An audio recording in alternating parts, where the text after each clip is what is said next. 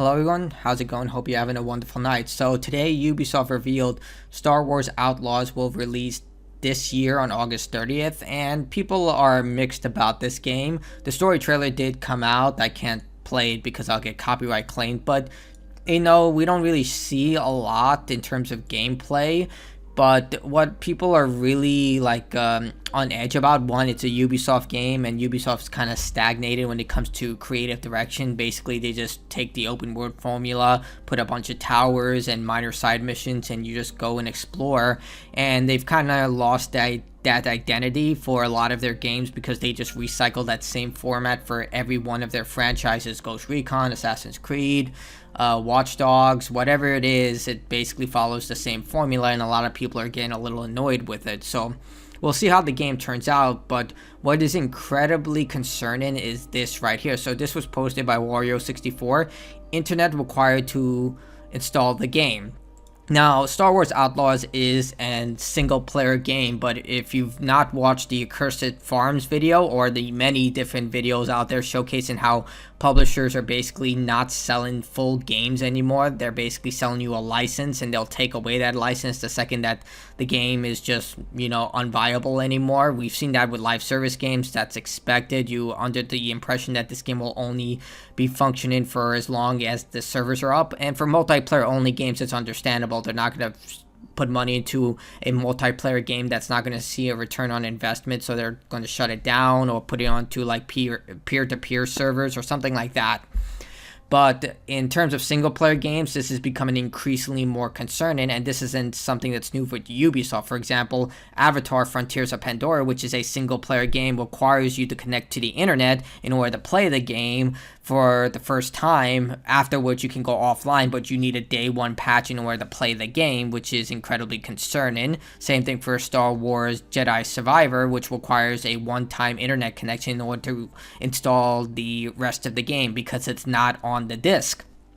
And we can also see this with Starfield, which was not on the disc as well. You have to download the rest of the game. Halo Infinite as well, you can't play the campaign if you put the disc into the console. Like, for example, this game, Super Mario Bros. Wonder, I have it right here. I can put this into my Switch, go offline, and play the game in its entirety. No questions, no issues, whatever. Same thing if you have a copy of, say, Halo Reach on the Xbox 360. Pop that game in, no internet connection, you can play the entire single player, you can play the multiplayer, you can play it in co-op. The entire game is available to you. So this idea that the games are not even on the disc is, I'm just going to state, it's fucking bullshit. Like, this is garbage. You buy a game, you should have the entire game on the disc. Like, is that such a difficult thing to do nowadays that they simply can't do the bare minimum that companies have been doing for, decades? And yeah, like I said, Star Wars Jedi Survivor also had this issue. It's just like, it's becoming an increasingly stupid thing where I don't even see the reason behind this. What's the problem? Like, I can understand for day one patches why this is a thing, like for a day one patch, but the game itself should be playable from the disc. For example, Cyberpunk 2077. If you wanted to play the game at its default 1.0 set option, you should be able to, and you can. You can pop that into a PlayStation 4, play Cyberpunk 2077 1.0, no problem. Granted, the game will likely crash. There are a lot of problems with the game, bugs, issues, all of that. But you can play the game, like in its disc form. 1.0, no problem. This right here is something a lot of people should be concerned about, even if you're an all-digital person. Even if you're a person who just doesn't like buying physical games. This should be concerning to you because it's becoming increasingly more prominent that your account could be disabled. Say you have a PlayStation account and you get falsely flagged and banned. Goodbye. All collection gone. You don't get access to any of those games ever again. And that's the truth. If you bought all your games through Sony's network, Xbox network, Nintendo's network, Steam, whatever, the second your account gets flagged or banned for any reason whatsoever, you don't get a refund. All those games, your profile, everything is gone. But because I own a physical copy of, say, Super Mario Bros. Wonder, Nintendo can't just say, okay, your account has been banned for whatever reason. They can't come into my house and take this copy. I own it. Even if my Switch is bricked when it comes to internet function, I can still pop this into my Switch and play the game. Same thing for Halo Reach on my Xbox 360. The online functions are about to go offline, or they are offline, I'm not sure.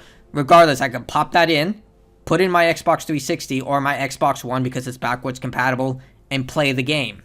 This is something that you should be alarmed about and should be addressed and be more concerned about, no matter what side you decide to be on when it comes to physical versus digital.